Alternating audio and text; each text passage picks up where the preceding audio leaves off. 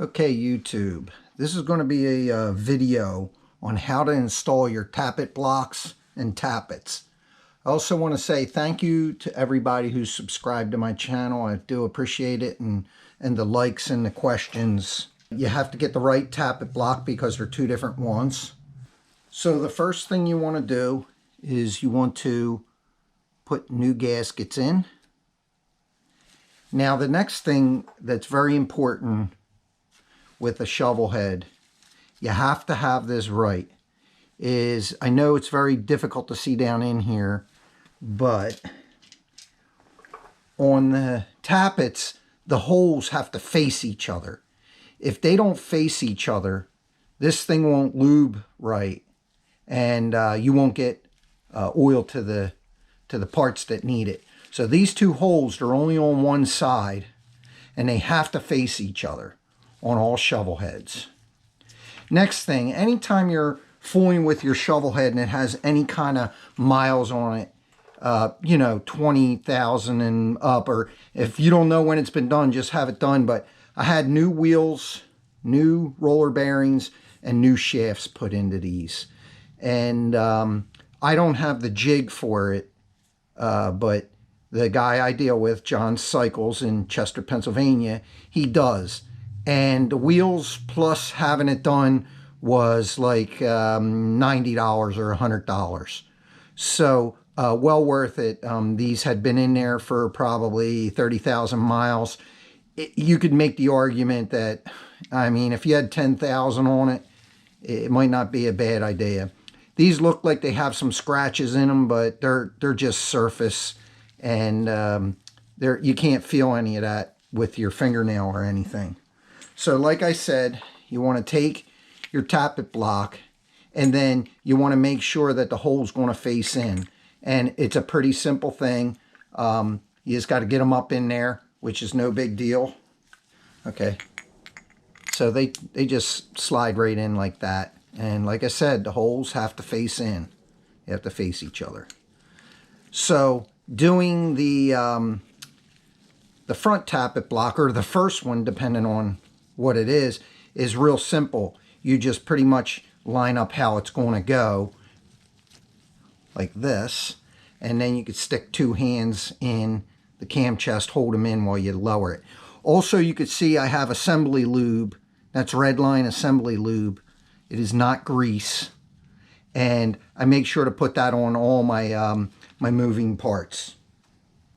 So I put assembly lube even on the lifters, or the tappets, I mean. And now you just put two fingers in there, you bring it down, you let them fall onto the cam. That's a pretty straightforward operation. Before I torque them up, I use two of these Jim's tools.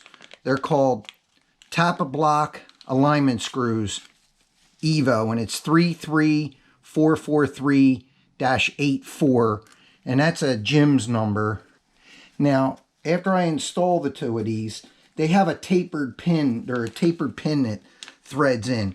Now, on the Evos, I believe it's more critical, but it does line up the oil hole from the engine, all the way into the Tappet blocks with the taper pin. So you put two of those in, and then you put two of your bolts in.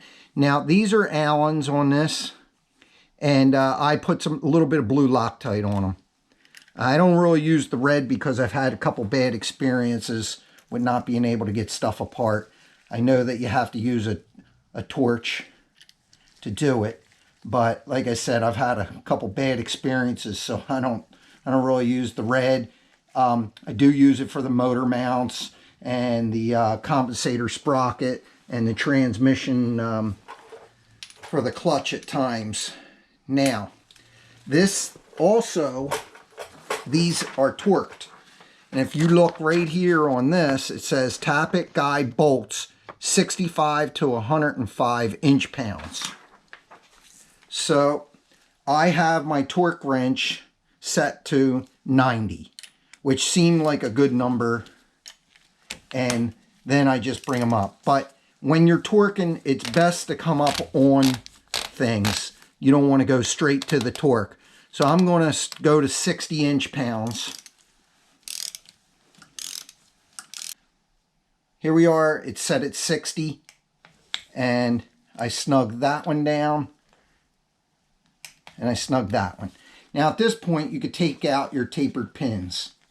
With those out, you can install the other two Allen bolts, or whatever it is that you're using. And then you torque these to 60.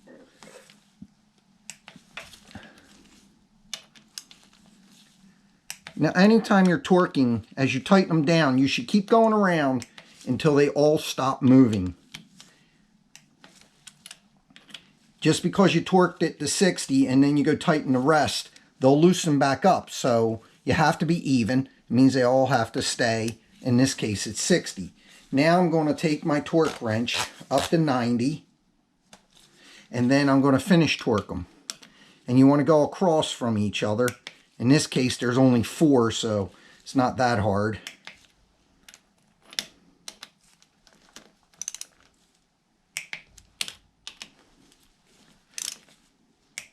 And then you want to make sure, like I said, you go around again. Or if you have to go around 3-4 times, in the case of a head gasket, sometimes you have to go around a bunch of times because all the bolts are pulling up and loosening other ones. So there you go. Now you're ready to put the rear one in, which is the exact same procedure. The only thing is you have to be careful and hold it up while you're installing it. Thank you for watching, and again, please hit the like and subscribe if you haven't already, and I appreciate it. Have a good day.